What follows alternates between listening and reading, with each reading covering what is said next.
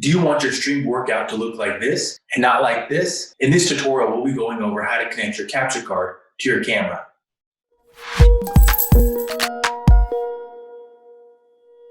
Hello, my name is Tyler Valencia and I'm the president of KIPS and Kettlebell Concepts. Before jumping into the breakdown, please make sure to subscribe to the channel and like the video after watching. If you've clicked on the video and are starting to watch, it's most likely because you're teaching home stream workouts and want to improve the video quality. If you have a nice camera, such as a DSLR or a mirrorless camera, purchasing a capture card can help you attach it to a streaming service like Zoom, Facebook, or even YouTube.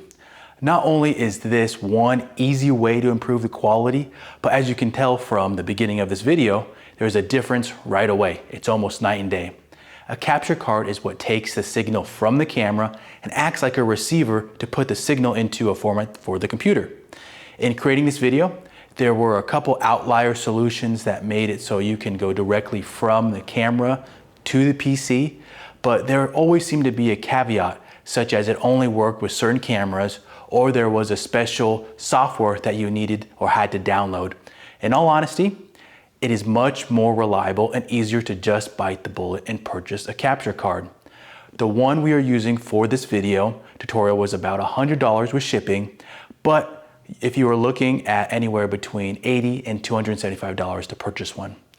You can try Amazon, eBay, Facebook Market, or even OfferUp. There's also the likelihood that you might have one already in your household. If someone that you love is into gaming, there's a good chance that they might have one of these. Let's now look at the setup. To utilize the capture card for this tutorial, we needed to purchase a mini HDMI to connect the DSLR camera, which was an extra $10 on Amazon. The HD60 Game Live card comes with a cord that goes into the capture card and plugs into the computer.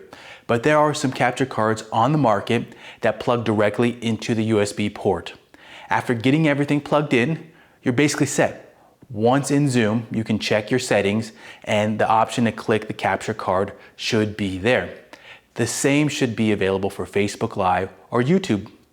This capture card does have the option to attach a microphone, but that option will depend on the capture card that you're utilizing.